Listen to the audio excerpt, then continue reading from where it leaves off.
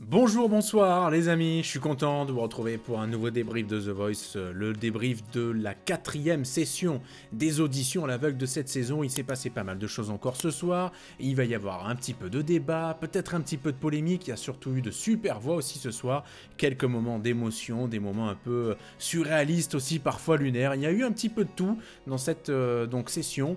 Et les loups ce soir, on va discuter, on va faire le débrief performance, pas faire performance, mais... Avant ça, les amis, je vous invite à soutenir Alex. Il le mérite, et oui, parce qu'il vous offre gratuitement chaque semaine un débrief plus que complet. Et les amis, c'est parti.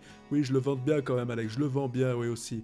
N'hésitez pas, les amis, à mettre un pouce vers le haut avant le début de ce débrief. Vous mettez des commentaires, vous réagissez avec Alex tout au long de cette vidéo. Et puis, si vous n'êtes pas abonné à la chaîne, c'est le moment de le faire, c'est exceptionnel. C'est parti, on va attaquer le débrief, les amis. Avant ça, Nikos, on se calme. Je vous invite à regarder la description de la vidéo. Pourquoi? Parce que j'ai deux choses à vous dire. Vous pouvez naviguer donc de partie en partie dans cette vidéo, mais surtout j'ai sorti mon premier single, ma première chanson à moi, rien qu'à moi. Elle est disponible sur la chaîne, vous avez le lien aussi qui est par ici. N'hésitez pas donc à regarder. C'est une autoproduction, hein, donc il n'y a pas, j'ai fait ça vraiment tout seul dans mon coin, donc évidemment qu'il y a des petites lacunes forcément au niveau du mixage, peut-être même au niveau de la voix, etc. Mais quand même, voilà, je suis pas peu fier de l'avoir fait, donc n'hésitez pas. Votre soutien me fera le plus grand plaisir. Et puis surtout, donc j'ai les questions du soir. Les questions du soir, la première, elle est classique, hein, comme d'hab, vous avez l'habitude, hein, c'est avez-vous aimé cette session des auditions à l'aveugle? Voilà, vous me dites. Je répondrai donc à ces questions-là en fin de débrief. La deuxième question, quelles sont les voix les plus marquantes de la soirée? La troisième question, est-ce qu'on a eu affaire à la meilleure session donc des auditions à l'aveugle depuis le début de cette saison? C'est la 4e maintenant, il en reste encore 3 si je dis pas de bêtises. Donc est-ce que c'est celle que vous avez préférée? Et puis la 4e question, c'est la note. Quelle note vous donneriez sur 20? Si vous avez donné une note sur les semaines précédentes, bah donnez une note là pour ce soir, pour cette audition à l'aveugle là, comme ça vous pouvez faire une comparaison, etc. et voir si vous avez préféré ou pas. On attaque le débrief perf par perf, c'est parti. Bon, et le premier talent à se présenter devant nous, il est de chez moi, il est de Marseille, c'est Livonne, donc 31 ans. Livonne qui se présente, j'ai une petite anecdote à vous raconter sur lui parce que je le connais donc ce garçon. Il est arrivé donc avec son instrument assez particulier, son douk-douk qui est fabriqué dans une matière aussi particulière, un bois de je ne sais plus quoi, ça ne me revient pas mais c'est pas très grave. Et donc il a chanté évidemment de France Gall, évidemment. Il a très bien chanté, ça chante super bien, il y a l'instrument, après donc les 4 coachs se retournent, hein, et puis il nous fera même après ça une petite danse, etc. Bon, pendant la perf, il y a même eu du lyrique, et donc les 4 coachs se retournent, c'est plutôt mérité, justifié, la soirée commence bien, bravo à Levon donc, et qui choisit Florent Pagny. Et ce garçon, oui, je le connais parce qu'on a entre guillemets travaillé ensemble il y a quelques années pour, au moment où moi je faisais de la production vidéo en indépendant, lui il gérait un petit peu la com, etc. d'une personne pour laquelle on a travaillé. Voilà, je sais qu'il est dans le monde de la musique et du spectacle depuis très longtemps maintenant. Et figurez-vous que, donc vous l'avez vu dans cette tenue-là, ce soir, et dans cette tenue-là, il chantait avec Patrick Fiori à l'Olympia, si je vous dis pas de bêtises. Donc voilà, il est bien connu quand même maintenant, je pense, de la part de certains artistes. Donc voilà, c'est un talent qui est reconnu, hein, maintenant. C'est mérité pour lui. Après, c'est pas parce que je l'ai croisé ou que on s'est croisé 2-3 fois, etc., que je dois en fait renier le débat que j'ai depuis le début de saison. C'est-à-dire, il y a pas mal de talents quand même qui ont déjà, mine de rien, qui sont déjà un peu installés, on va dire, entre guillemets, dans le métier. Alors, qui n'ont pas un statut à la Zaz ou à la Patricia Cass, Florent Pagny ou Vianney, mais qui sont un petit peu dans le milieu. On va en reparler. On avait Ankiné, donc ensuite, donc 25 ans, qui nous vient de Valence, donc dans la Drôme, charmant département, donc, qui a donc ses parents qui sont chanteurs, musiciens, etc., qui a chanté Aidez-moi de Louane. Bon, ben là aussi, Ankiné, elle a chanté super bien. À un moment, elle retient son souffle pendant 15 secondes à fond en sortant ses notes comme ça. J'ai été assez impressionné. Florent se retourne vite, puis Vianney. Finalement, on n'a que ces deux coachs-là qui se retournent. Beaucoup d'émotions quand elle chantait, hein, j'ai noté. Donc ça, c'était vraiment le truc qui m'a marqué. Elle a choisi Florent, donc Ankiné. Et je trouve que ça part fort, ma foi, avec Livonne et avec Ankiné. On a deux bons talents comme ça. Donc on se dit que la soirée démarre sur les chapeaux de roue. Félicitations à elle. Moi, perso, pour les 2 premiers talents, je me serais retourné, il n'y a aucun problème. Pablo, 29 ans, qui était accompagné de son frère, son petit frère, Lucas, 26. Donc l'un était à la batterie, en faisant un petit peu les chœurs aussi, et l'autre était donc à la voix. Ils ont fait donc, ça c'est le truc que je répète depuis le début de saison, ils ont fait les premières parties de Jennifer, donc mine de rien, je dirais pas qu'ils ont une petite notoriété, mais on va dire qu'ils ont quelques accès dans ce milieu-là. Ils ont chanté du Katy Perry, alors le choix de la chanson ne leur fait pas et ne leur a pas fait honneur. Est-ce que, vous le savez, notamment que, en tout cas sur certaines prestations, on sait que la production impose la chanson. Peut-être pas sur toutes, ça je ne m'avancerai pas, je ne le sais pas, donc je préfère ne pas l'affirmer, mais je sais que sur certaines prestations, l'artiste est aiguillé, donc de force, par la production qui lui dit « il faut que tu chantes ça », et l'artiste chante ça. Peut-être que ça a été le cas avec Pablo et Lucas, voilà, mais en tout cas, bon, ils n'ont pas été retenus par les coachs. C'était un peu insuffisant en plus pour le coup et tout, il manquait un petit truc, donc dommage pour eux bien évidemment, et je leur souhaite le meilleur à Pablo et Lucas, mais ils ne continuent pas donc l'aventure The Voice. Ensuite on avait The Joyful Key, qui nous vient de Villiers-le-Bel, qui a fait lui aussi une comédie musicale apparemment, et qui reprend donc Stand By Me. Alors Stand By Me, je l'ai aussi chanté sur ma chaîne, n'hésitez pas à aller voir, donc de Benny King, j'adore cette chanson. Oh darling, darling, stand by me. Oh, stand by me. Oh, stand now. Stand by me. Stand by me. J'aime beaucoup. Bah, c'est l'une de mes chansons préférées. Alors les 4 coachs se retournent, ça chante bien pour The Joyful Key. Il y a de la technique. C'est pas une très très grande voix, mais c'est convaincant.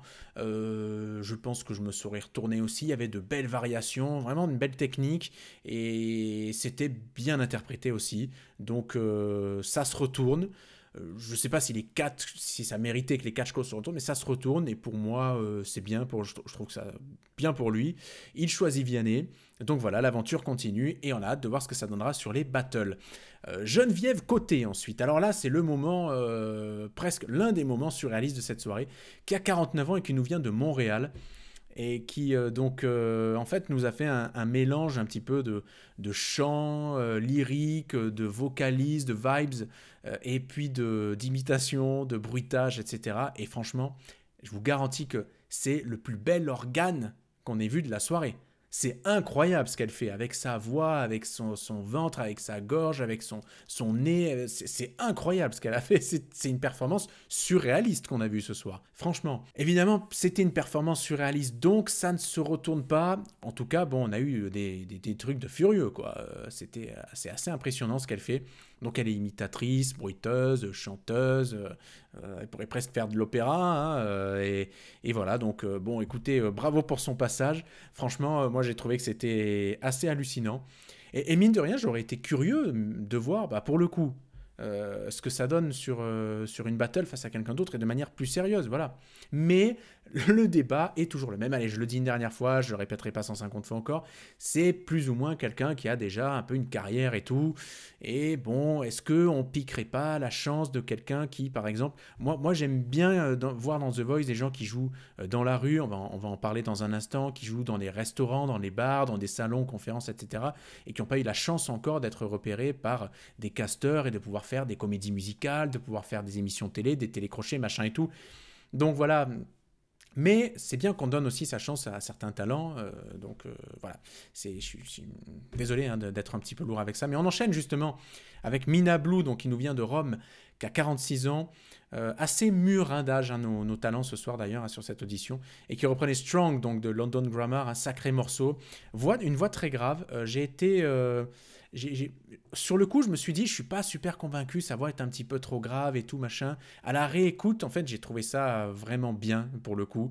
Et il y avait des vibes hyper atypiques, des vocalises. Moi, perso, j'ai trouvé sa perf au final, avec le recul, assez génial. Les 4 coachs se retournent, c'est plus que justifié, finalement. Heureusement que je me suis pas arrêté à la première écoute, je me suis dit, il faut que je réécoute un petit peu, et ça m'a convaincu. Elle a choisi Zaz, donc, et ça me paraît complètement normal, et c'est un talent un peu, entre guillemets, de rue, donc, qui se produit pour les gens, quoi, vraiment, donc, et ça, c'est vraiment cool, donc c'est top qu'on puisse avoir un talent comme ça qui continue, et elle a une voix carrément atypique, donc ce sera intéressant sur les battles de voir l'opposition qu'on pourra lui proposer.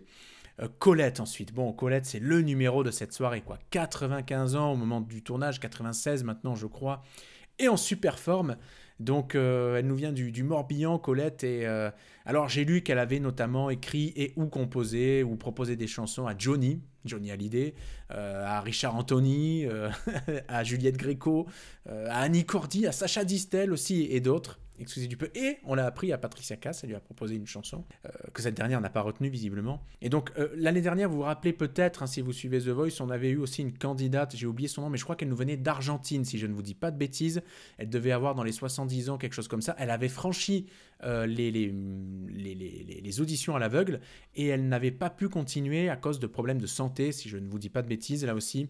Et là, pour le coup, Colette, 96 ans, elle a eu droit à une seconde chance. Alors, ce qui est marrant, c'est qu'elle a chanté Comment faire pour être heureux, qui est une chanson de ses propres compositions, parce qu'elle a pu sortir quelques disques à une époque un peu lointaine, donc, mais voilà, elle tient la forme, hein, Colette, et évidemment, bon, personne se retourne, mais il y a cette seconde chance là qui arrive, donnée par Patricia, à qui Colette d'ailleurs, donc je le redis, avait envoyé un jour un disque. Donc voilà, le clin d'œil est sympa, vous l'avez compris, et on revoit Colette un petit peu plus tard, donc dans la soirée, à la fin du débrief. Emilio Amico ensuite, nous vient de 24 ans, Belgique. Il était tout stressé, le pauvre Emilio.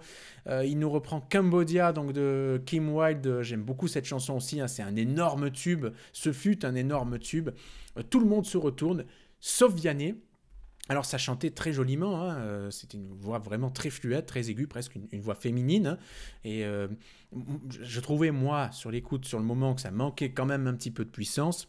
Mais il y avait énormément de stress chez le pauvre Emilio, et je pense que ça l'a un peu bridé sur cette performance, mais finalement c'est passé, tant mieux pour lui et félicitations.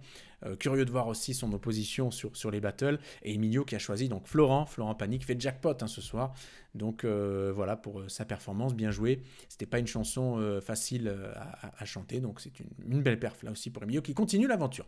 Miranda Grace, donc 23 ans, qui nous vient de Montreuil, et qui reprend « Dis-moi que tu m'aimes » de Zao de Sagazan. Alors, Patricia Cass et Florent Pagny se retournent à la fin, presque à la toute fin, j'ai envie de dire. Moi, je pense que on n'a pas vu tout son potentiel ce soir, parce que cette chanson-là ne lui permet pas de le montrer. C'est mon humble avis. Hein. Donc, et elle choisit Patricia, hein, Miranda, pour continuer l'aventure, pour les battles, pour se préparer pour les battles. Mais voilà, je trouve que cette chanson ne lui a pas permis de montrer toute l'étendue de son potentiel. Et donc, tant mieux qu'elle puisse continuer, mais j'ai hâte de voir ce que ça va donner aussi pour la suite. Donc, Laurette, ensuite, 18 ans, la Benjamine, hein, du coup. C'est fou parce qu'entre la plus âgée, entre l'aînée de la soirée donc, et la plus jeune, il y a donc 96, on va dire, moins 18, il y a 78 ans d'écart. Ce qui est quand même pas mal, c'est beaucoup. Donc, Laurette, qui reprenait dès les premières notes de piano, je me suis dit non, c'est Clo-Clo ça, oui. Le chanteur malheureux. Et je me demande, comme un chanteur malheureux. Oui, c'est Clo-Clo. Zaz se retourne. Et on peut dire que, bah, pour le coup, la jeune Laurette a eu beaucoup de chance, je trouve, parce que c'était pas la performance de l'année, c'était pas la performance de la soirée, c'était assez timide, un peu montagne russe par moment, elle s'envolait un petit peu, puis c'est retombé à plat, et donc voilà, c'était une performance un peu, je pense, brouillonne, maladroite, mais due, à son stress qui était grand, et c'est très très très difficile, hein. Je pense que imaginez, ça doit être tellement intimidant de rentrer sur ce plateau qui est assez sombre. Vous êtes entouré de l'orchestre puis du public, vous voyez tout le monde, vous voyez les 4 coachs, vous ne les voyez pas, mais vous voyez leur siège donc retourné qui vous font dos. Qui sont dos à vous. Et ça doit être super intimidant. Et je pense que Laurette, elle a été un peu bouffée par ça. Mais voilà, après, c'est pas une chanteuse à voix, on va dire, ça, on va pas se mentir. Mais là aussi, il en faut pour tous les goûts, pour tous les styles. Je crois que c'est Vianney qui a dit qu'il fallait pas non plus avoir que The Voice n'avait pas été remporté que par des grandes voix à chaque fois. Donc voilà. Je suis curieux de voir comment on va la faire travailler, ce qu'elle va nous proposer pour les battles. Là aussi, c'est toujours sympa de voir l'évolution comme ça, de talents qu'on n'attendait pas forcément sur les battles. Et on a peut-être plus même envie de les voir que certains dont on se dit que c'est une évidence qu'ils soient sélectionnés. Mais voilà. Teddy ensuite, 36 ans des Bouches-du-Rhône, qui reprenait J'y vais donc de Patrick Fiori et Florent Pagny. Alors, comme il est tard chez moi ce soir, j'aimerais vous chanter un petit bout de cette chanson, mais je vais éviter parce que sinon je vais réveiller carrément tout le voisinage. Parce que vraiment, il faut monter fort sur cette chanson. Donc, il y a de la voix hein, pour Teddy quand même, une sacrée voix même. Mais personne ne se retourne. Je sais que certaines et certains d'entre vous vous diront que c'est peut-être une injustice. Je peux le comprendre, je vous rejoins en partie. Mais effectivement, si je peux me permettre, si je peux essayer de trouver des raisons, ça manquait peut-être un peu d'originalité, d'audace par rapport à la performance d'origine. Un peu, oui, justement, d'originalité, d'audace pour convaincre les coachs, quoi. Donc c'est ce que je me dis. Après, perso, hein, je trouve que s'il s'était retourné, moi j'aurais trouvé ça normal, quoi. J'aurais pas trouvé ça scandaleux. Écoutez, bonne chance à Teddy pour la suite. C'est dommage parce qu'il a une sacrée voix, ce garçon, mais voilà, c'est comme ça. C'est la dure loi de The Voice, les loups, c'est exceptionnel. Louis Aguilar, 34 ans, donc il nous vient d'Amiens, qui est auteur, compositeur, interprète, et qui a fait une reprise là aussi assez lunaire, j'ai envie de dire, mais recherchée, hein, et puis de sa propre du coup composition sur Ta meilleure amie, je serai ta meilleure amie de Laurie. Donc c'est ma jeunesse, hein, alors j'ai pas été très très fan de cette chanson, mais voilà, donc du coup ça paraît être une performance un peu perchée sur le coup, mais il y a du travail quand même derrière. La voix, c'est pas ça, évidemment, c'est pas ça, mais Louis brille ailleurs, c'est-à-dire justement par ses qualités de compositeur, d'interprète, avec un timbre de voix, une chanson assez mystérieuse, une façon de chanter assez mystérieuse, etc. Donc il a ces qualités-là, mais ça n'a pas suffi aux yeux des coachs, personne ne se retourne, donc et voilà, mais on souhaite le meilleur à Louis pour la suite. Avant-dernier talent, donc Charlie Rayon, 33 ans, qui nous vient de Nantes. Et on a eu la surprise d'apprendre, et j'en reviens une dernière fois à mon ultime débat sur est-ce qu'il faut que les gens soient connus. Elle a animé les concerts de The Voice, excusez du peu. Donc là, tu peux pas dire qu'elle ne connaît pas la prod, tu peux pas dire qu'elle ne connaît pas certaines personnes bien placées, etc. Donc tu te dis, si elle est là, eh ben quand même elle a de la voix. Voilà, elle a de la voix parce qu'elle a repris All By Myself de Céline Dion. Elle s'est pas écroulée, mais moi perso, j'ai trouvé... J'ai regardé sur les réseaux sociaux un petit peu. Et donc Florent et Vianney se retournent, pas Zaz ni Patricia Cass. Certains ont dit que Patricia Cass avait été méchante, cassante. Je suis pas tout à fait d'accord parce que pour le coup, je pense que quand tu t'attaques à un monument comme All By Myself, il faut y aller en ayant les capacités. Et ce que je me suis dit, c'est que Charlie a peut-être chanté un titre qui était un tout petit peu trop grand pour elle. Voilà. Parce que on a vu que Patricia allait appuyer, mais sur le Anymore, eh ben ça fait Anymore, ça a un peu cassé, la note a été un peu ratée, et du coup elle s'est ravisée, Patricia, et je me serais peut-être aussi ravisé comme elle. Donc je peux comprendre. C'est vrai qu'avec quelques moments de fragilité, je pense que sur une chanson un tout petit peu moins difficile, mais qui nécessite quand même certaines capacités, elle aurait excellé, Charlie. Là, c'était peut-être un peu trop grand pour elle, pour une audition à l'aveugle. Elle n'a pas démérité, mais ça aurait pu être mieux. Et on a vu mieux. Par exemple, Marine, de la Star Academy, qui l'a chanté récemment à la télévision, l'a mieux chanté, je trouve. Et donc, voilà, c'est un peu paradoxal. Et pour l'anecdote, donc Charlie a choisi Vianney. Et puis on a vu, voilà, je suis curieux de voir ce que ça donnera évidemment pour la suite, hein, pour Charlie. Colette, le retour, que reste-t-il de nos amours de Charles Trenet. Bon voilà, c'était mignon, c'était sympa. J'insiste pas plus là-dessus, sauf que c'était assez émouvant quand même, évidemment, de voir Colette donc ce soir sur The Voice. Pour les quelques questions donc de la fin. La première question, eh bien, avez-vous aimé cette audition, cette session des auditions à l'aveugle? Je dirais que ouais, c'était bien, c'était cool, c'était sympa. Il y avait pas mal de bonnes voix. Il y avait des moments assez surréalistes, mais vraiment atypiques, et c'était attachant, voilà, par moments. Donc c'était plutôt cool comme audition. Quelles sont les voix les plus marquantes de la soirée? On a bien commencé hein, avec Levon au début, avec Ankiné.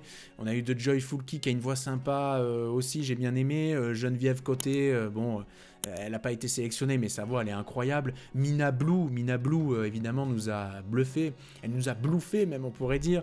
Donc, c'était remarquable, je trouve. La première partie était plus relevée en termes de niveau que la seconde, hein, sur cette audition à l'aveugle-là, mais il y a eu quand même quelques voix assez sympas, avec de belles promesses, donc. Et puis, quelle note sur 20 donnez-vous à ce 4e épisode des auditions à l'aveugle? Je donne ma meilleure note depuis le début de saison, je mets un 13, parce que c'était mieux que les autres fois. Voilà. C'était clairement mieux. Je ne vais pas insister plus là-dessus. les amis. Donc en tout cas, eh bien écoutez, j'espère que vous avez passé un bon moment avec ce débrief. Moi j'ai été content de vous l'animer. On se retrouve la semaine prochaine donc pour la 5e session des auditions à l'aveugle de The Voice. D'ici là les amis, portez-vous bien, bon courage si vous bossez, soyez prudents si vous êtes ou que vous allez prendre la route, et puis bon cours, et puis profitez bien si vous êtes en vacances, à la maison, au ski ou ailleurs. Je vous embrasse, je vous dis à la semaine prochaine, et puis ciao.